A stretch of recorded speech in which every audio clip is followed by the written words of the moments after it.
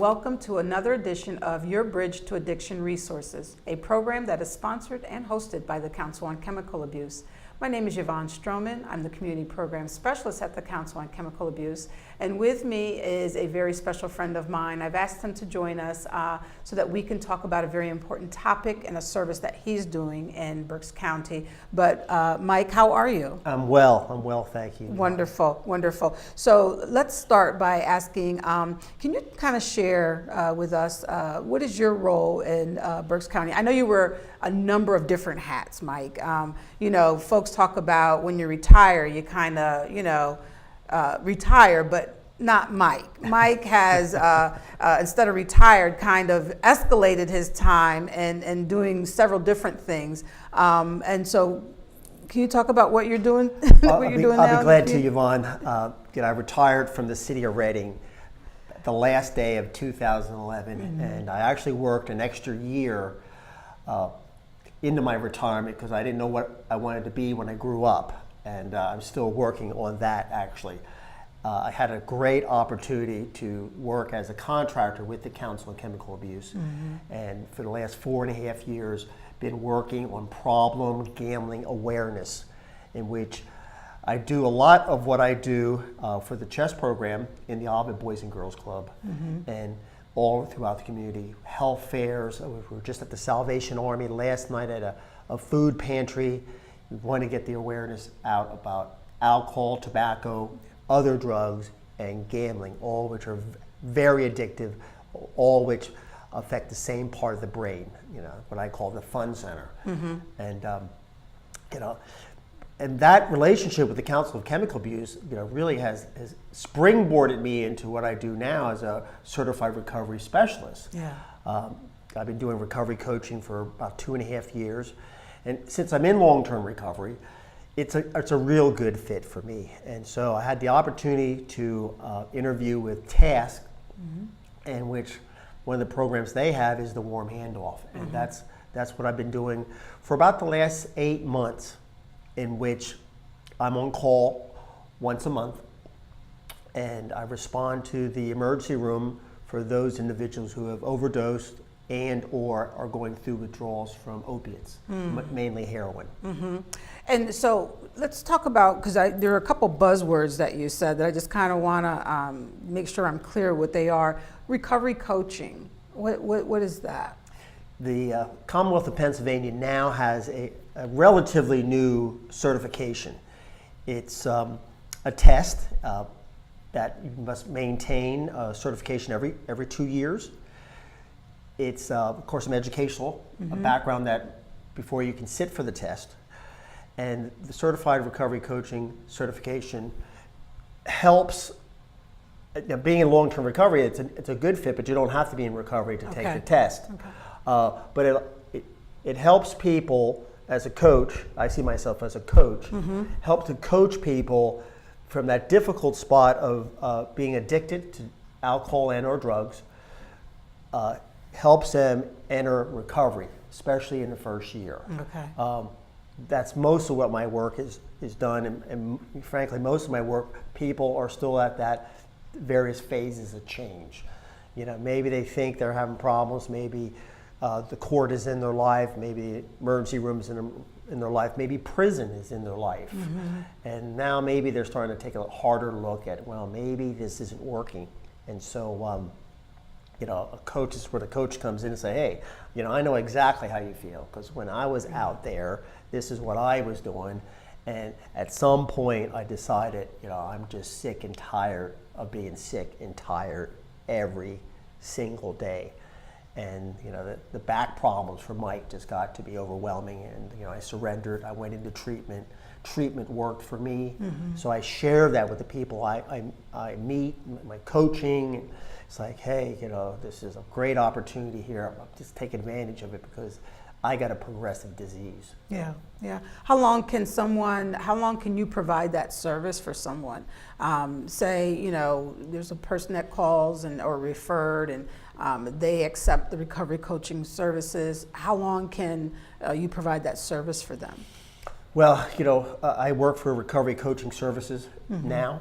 And we have I have 3 clients. They're all juvenile probation clients. Okay. Probation is really designed to be for 6 months. It could go longer. So I would say that probably it's effective up to the first year. Either the person wants it or doesn't want it. Certainly, you could probably go longer if needed, but I would think that it really would be helpful during the first year. Yeah, yeah. And I suspect that building a relationship is key for this to work. How do you, do you have a potion or a pack of ingredients or a toolbox that you use to really engage, to create that relationship? Well, I use the same toolbox that I use for my own personal recovery. Yeah. I'm honest, I'm open, I'm willing. And so when I serve my clients, whether they're in the ER or they're in juvenile probation, I tell them how it was, what happened, and how it is today. And I let them know there's a way out. Just trying to be honest with folks right from the start, so they know that in my case, I didn't read it out of a book, that in fact, I walk the walk, and I'm hoping, to help them join us in this wonderful world of recovery. Yeah. And so, you had mentioned that you do you work in the emergency rooms in terms of the warm handoff project. What is that? What can you talk a little bit about what that is? The warm handoff program, it's my understanding, is a statewide program, and it's administered through the single county authorities, such as Council of Chemical Abuse here in Berks County. It's a statewide program in which they are addressing the need for opiate overdoses, which mainly is heroin, but so there's some opiate like painkillers, right? But most of this is heroin.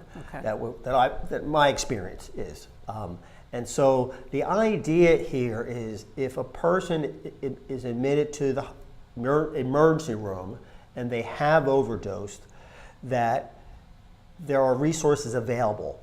And if they're willing to talk to a recovery specialist, whoever's on call, the folks at the ER, I guess the doctor actually makes the referral and a staff member calls the hotline, if you will, and I'm the report within 30 minutes to that person and try to talk them into treatment immediately.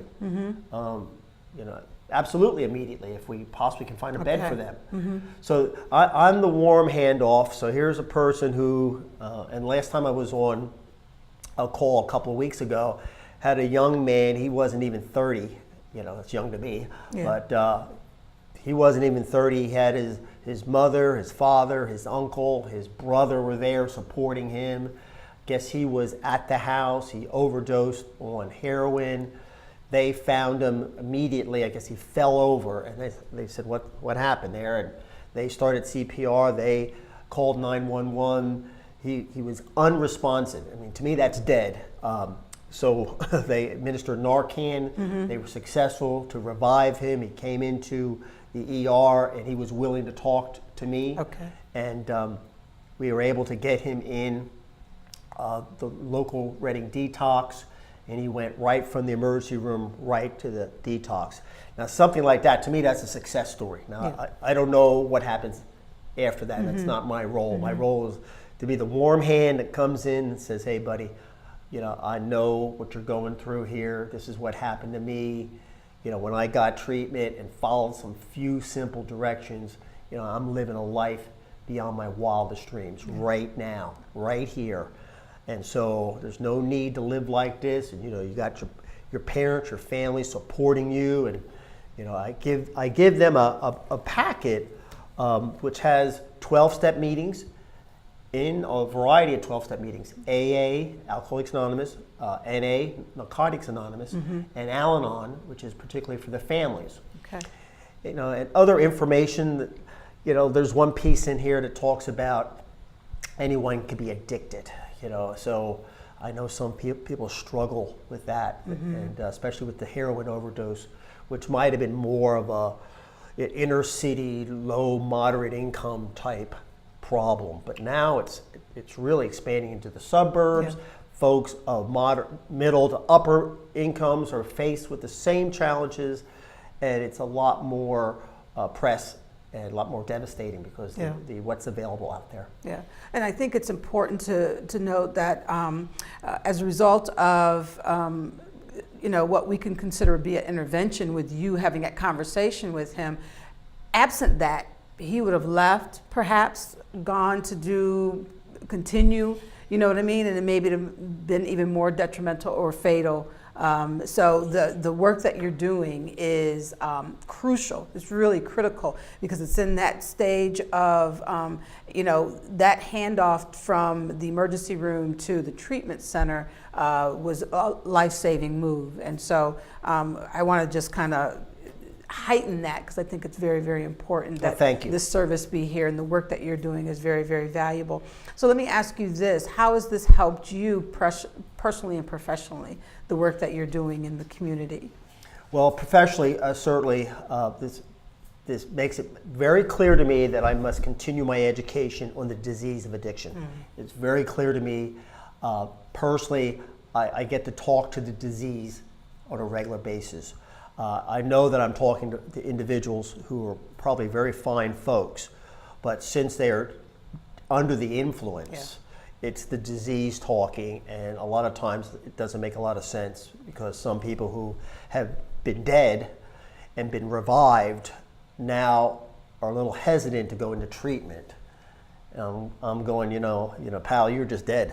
Well, what's the reason here? And the disease says, well, I got to go to work tomorrow. I said, listen, you weren't going to go to work tomorrow. It really, so I got my cell phone's at no, you don't have to worry about the cell phone. You weren't going to use that anyway. So sometimes, I have to bring the conversation back. But I can't drag anyone into treatment. That's, but by the grace of God, there go I. So personally, that's really helped me be vigilant in my own recovery because I could be in that bed just as quick as anyone else. Yeah, that's true. That's true.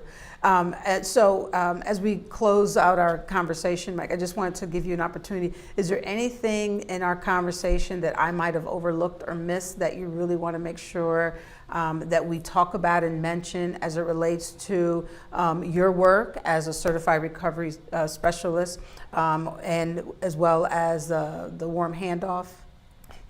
My experience is that treatment works for alcohol and drug addiction. Treatment does work. 12-step meetings have saved my life because they instantly give me support. They change my people, my places, my things. I start to live a whole new life because I hang out with the winners. And when people are using, they don't see it that way, and sometimes when I even talk that way, they look at me like I have three eyeballs. Like, well, what does he know? He must be from outer space or something like that, because they've been using so long that they think this is normal and this is their lot in life, and there's no possible way of change, but there certainly is. That would be the big thing I would say. Oh, thanks, Mike. Thank you for coming in and having a conversation with me.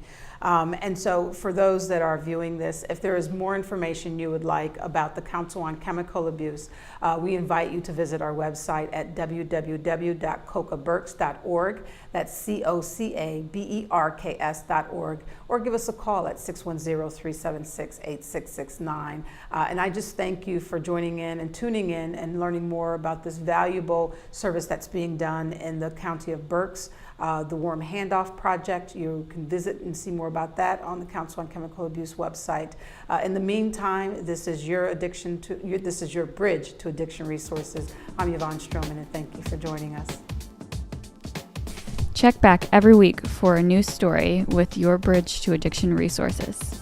You can call 610-376-8669 or visit online at cocaberks.org. COCABERKS.org. Be sure to like and follow the Council on Chemical Abuse on Facebook and Twitter.